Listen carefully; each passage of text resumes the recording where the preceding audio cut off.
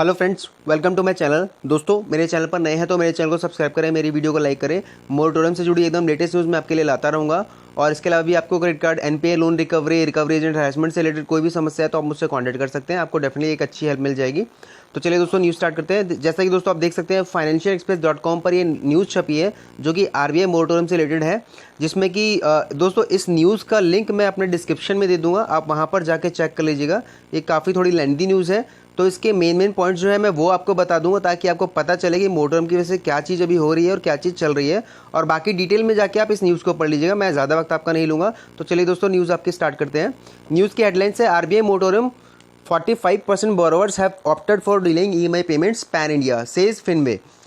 इसमें बताया गया कि आरबीआई मोरेटोरियम में 45% लोगों ने, जो टोटल आउट ऑफ इंडिया के जो लोग हैं उनमें से 45% उधारकर्ताओं ने ये डिले ईएमआई पेमेंट को करने का फैसला लिया, आरबीआई मोरेटोरियम लिया एंटायर पैन इंडिया में। ये किसने बोला है? फिनवे, जो कि अच्छी बड़ी एनबीएफसी कंपनी है जो कि इस डेटा को प्रोवाइड, जिसने कि इस डेटा को रिपोर्ट को प्रोवाइड किया है। इसमें बोला है, RBI EMI moratorium scheme is short-term liquidity relief to the borrowers, but the cost implication of such a moratorium has been estimated to be a huge। मतलब कि RBI EMI moratorium scheme जो लाई गई थी वो शॉर्ट टर्म में लोगों को राहत देने के लिए लाई गई थी, उधारकर्ताओं को राहत देने के लिए लाई गई थी, लेकिन इसके जो परिणाम है और जो भुगतान है और जो इसका नुकसान है वो बहुत ज़्यादा होने वाला है मोरेटोरियम की वजह से। किसको? हम सभी कस्टमर्स को जिन्होंने मोरेटोरियम लिया है। आगे पढ़ लेते हैं दोस्तों।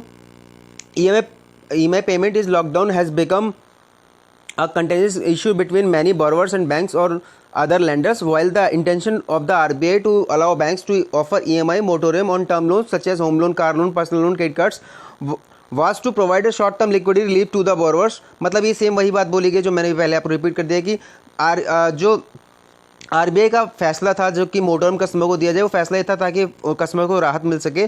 तो हालांकि राहत तो लोगों को मिली है, फिलहाल कुछ लोगों को जिनको मोरेटोरियम मिल गया है, लेकिन उसके उन्हें बहुत ज़्यादा भयंकर परिणाम भुगतने होंगे और भुगतना स्टार्ट हो चुका है। काफ़ी लोगों के पास इसी के स्टेटमेंट, लोन रिस्ट्रक्चर के स्टेटमेंट आने लगी है। मोरेटोरियम के बाद उनका जो नया ईएमआई की डिटेल्स है वो सारी चीज़ें आने लगी हैं। अब देखिए दोस्तों, इसमें इस पैराग्राफ में आपका ये बताया है कि आरबीआई ने 31 अगस्त तक लिए आपका मोरेटोरियम बढ़ा दिया था।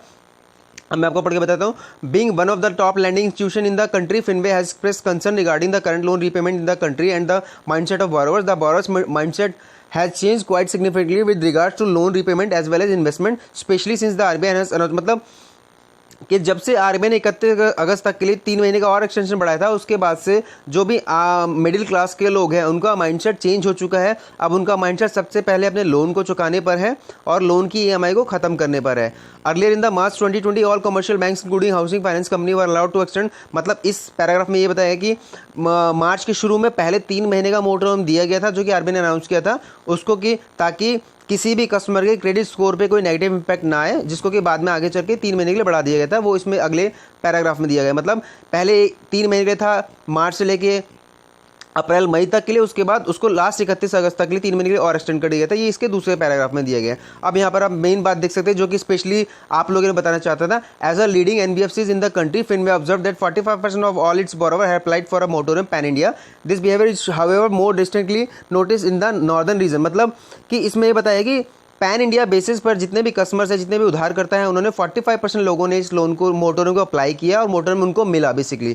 इसमें कि सबसे ज़्यादा नोटिस करने वाली बात है कि जो लोग डेली एनसीआर से बिलोंग करते हैं उनमें सबसे ज़्यादा इस चीज़ को देखा गया, उनमें सबसे ज़्यादा लोगों ने लिया इस मोरेटोरियम को। पैन इंडिया लेवल के अलावा डेली एनसीआर के लोगों ने सबसे ज़्यादा मोरेटोरियम को अप्लाई किया है, जिसमें कि जो मिडिल एज ग्रुप के लोग हैं उन्होंने जो ये मोरेटोरियम लिया है उनकी परसेंटेज 30 to 70% है। मतलब जो आपका ये मान के चलिए 25 से लेके 45 तक की एज के जो लोग हैं उन लोगों ने जो मोरेटोरियम लिया है उसकी जो रेंज है वो 30% से लेके 70% तक है आपका जो मोरेटोरियम लिया गया है। इसके अलावा not only has been there has been an increase in the number of borrowers asking for the moratorium, but Finway has observed that a sharp fall in the demand of loans।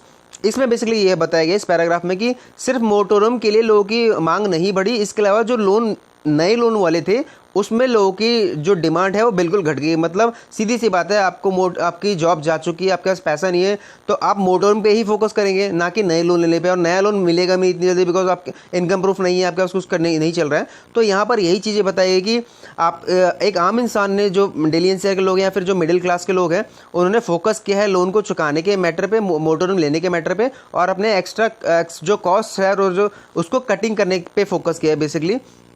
और इसके अलावा आगे बताया गया, the borrower are already facing a lot of problems due to pay cuts and layoffs rights and the majority of them has agreed to not spend any money. जो मैं अभी बता चुका हूँ कि नॉन एसेंशियल थिंग्स पे उन्होंने खर्चा करना बिल्कुल बंद किया है। जो बिल्कुल ज़रूरत की चीज़ें सिर्फ उसी पे उन्होंने खर्चा किया है। अब इसके बाद आगे चलते हैं। There are cases are now coming to us where the customers just want a lower rate of interest. They don't want any additional amount. Everybody is playing safe with regard to their borrowing spending habits. मतलब इसमें बताएगा कि अभी जो cases चल रहे हैं, उनके पास जो केसेस आ रहे हैं, उसमें कस्टमर सिर्फ अपना लोअर इंटरेस्ट रेट चाहता है और अपना ब्याज को कम से कम करवाना चाहता है, जो अगर वो लोन नया भी लेना चाहते हैं या फिर बैलेंस ट्रांसफर करवाना चाहते हैं, और बिल्कुल सेफ चलना चाहते हैं अपने उधार के खर्चों को लेकर और अपने स्पेंडिंग हैबिट्स को लेकर, जो कि बहुत अच्छी बात है फिलहाल की सिचुएशन को देखते हुए। और अपने एडिशनल अमाउंट बिल्कुल नहीं लेना चाहते हो, मतलब वो बैलेंस ट्रांसफर तो करवाना चाहते हैं ताकि उनका इंटरेस्ट रेट कम हो, लेकिन वो एक्स्ट्रा अमाउंट बैंक से बिल्कुल नहीं लेना चाह रहे हैं और अपने आप को डेब्ट फ्री रखना चाह रहे हैं। ये किसने कहा है? ये कहा है रचित Chawla, founder and CEO Fenway, जो कि फिनवे के फाउंडर एंड सीईओ हैं, उन्होंने कहा है बेसिकली।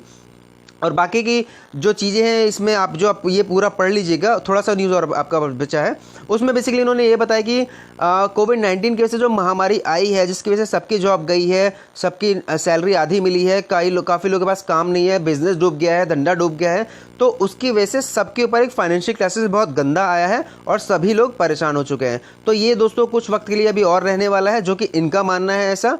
और फिलहाल सभी लोगों का जो फोकस है वो इसी बात पर है कि कैसे लोन टाइम से चुकाया जाए और अपने ऊपर से इस कर्जे को खत्म किया जाए। तो दोस्तों उम्मीद करता हूँ आपको मेरा आज का वीडियो पसंद आएगा। मेरा वीडियो कैसा लगा प्लीज़ मुझे कमेंट करके बता सकते हैं। कोई क्वेरी है, कोई इशू है तो आप मुझसे ईमेल के थ्रू और व्हाट्सएप के थ्रू कनेक्ट कर सकते हैं। आज के लिए दोस्तों इतना ही। Thank you so much.